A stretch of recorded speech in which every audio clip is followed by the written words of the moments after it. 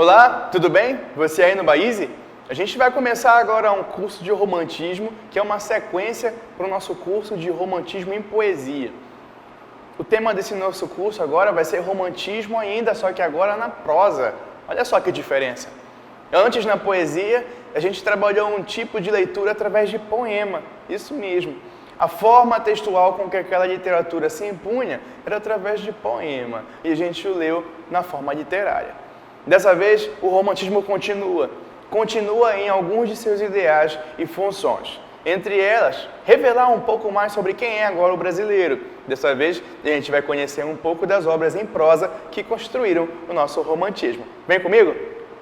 A primeira coisa que a gente precisa saber é o seguinte: a maneira como essa literatura se veiculou no Brasil, a maneira como ela foi lida, a maneira como ela foi publicada. Isso é importante porque a nossa literatura já representa um avanço histórico em relação à publicação.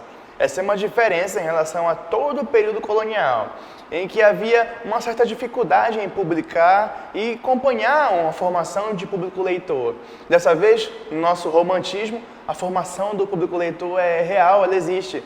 É o romantismo que faz isso. Vamos descobrir como? É através do folhetim. Olha só, literatura romântica em prosa, a literatura de folhetim.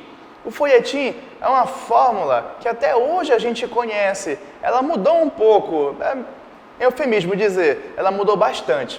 Hoje ela praticamente aparece até nós como uma novela. Isso mesmo, o gênero novela.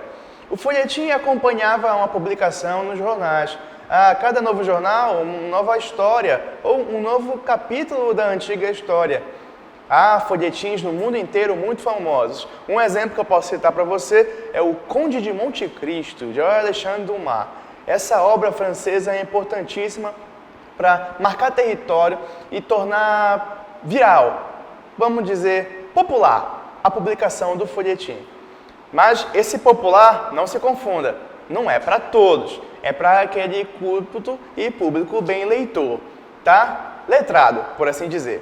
O grande romancista brasileiro que nós vamos conhecer é José de Alencar. Isso. Ele foi um romancista importante porque ele trabalhou vários temas na nossa relação literária. Eu coloquei aqui no quadro alguns deles que fala de romantismo e também fala sobre ele, o autor José de Alencar. Acompanha comigo. O primeiro tema importante é o indianista. Olha só, você já conhece esse tema, ele estava lá na nossa poesia, isso mesmo, a poesia de Gonçalves Dias, a poesia da primeira geração poética. O outro tema importante é o tema histórico.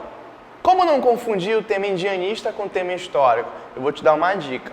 No tema indianista, é eventual e particular que o índio seja um personagem principal dessa obra. O exemplo que eu coloquei aqui para você é o Guarani, é uma obra do Alencar, o autor José de Alencar. Outras obras dele, também muito conhecidas, são o Ubirajara e Iracema. Essas produções indianistas, elas retratam um índio em contato com o português, em contato com o colonizador. Cada obra há um tempo, uma antes do contato, outra durante o contato, e o Guarani já mostra pra gente um período pós-contato. Apresenta já um índio com características brancas, isso mesmo. Essa é uma formulação que a nossa literatura já apresentava, desde a poesia, lembra? Outro tema importante, sim, é o histórico. Como não comparar, como distinguir o tema indianista do tema histórico? O tema histórico pode abordar outros momentos do nosso período colonial, não essencialmente ou exatamente um período indianista. Então, aí nós podemos ter outros episódios. Um exemplo é esse aqui do romance A Guerra dos Mascates, um evento que aconteceu no nosso espaço do Nordeste. Outros eventos, por exemplo, como a Inconfidência e eventos de outros conflitos durante o período colonial. Há também um tema chamado tema regional, que a gente vai apontar como regionalista. Bom, nosso romantismo como um todo significa uma forte movimentação para entender qual é a nossa identidade. Isso, a identidade nacional. Lembra bem, essa é uma função do nosso romantismo, a função nacionalista. Portanto, entender quem é o brasileiro por trás de cada região foi um impacto e uma função que esses autores também trabalharam. O Gaúcho é um exemplo de uma obra regionalista, é da autoria também do José de Alencar. E para finalizar, os tipos de romance que eles publicaram, aquele que teve maior temática, o romance urbano, que alguns manuais chamam também de romance social. Portanto, você pode encontrar como romance urbano ou romance social. Bom, esse tem uma vasta produção. E esse tema também vai encontrar diversos autores. Eu vou te dar um exemplo. O tema que eu coloquei para você aqui foi Lucíola, Senhora e Diva. São 3 romances do José de Alencar. Mas a gente pode também localizar outros romances importantes e entender bem o que é esse romance urbano. Bom, ele trata de como vivia então aquela população nos centros urbanos brasileiros que estão num contexto diferenciado, um contexto de avanço, um contexto em que esse centro urbano está cada vez mais próximo de uma formulação nacional. Não é mais um centro urbano como era no período colonial. Agora, essas cidades têm ares afrancesados. É verdade.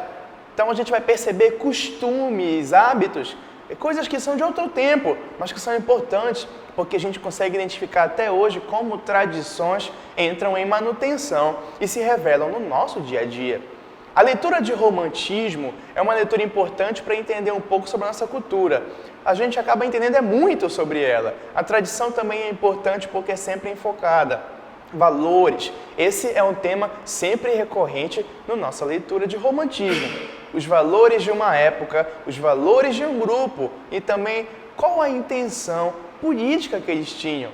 Bom, a gente acaba acompanhando o nosso romantismo em prosa mais do que um painel do que é o brasileiro. A gente acaba acompanhando também como ele se formou na sua identidade. Esses 4 temas são os que a gente vai trabalhar nas nossas próximas videoaulas, tá bem?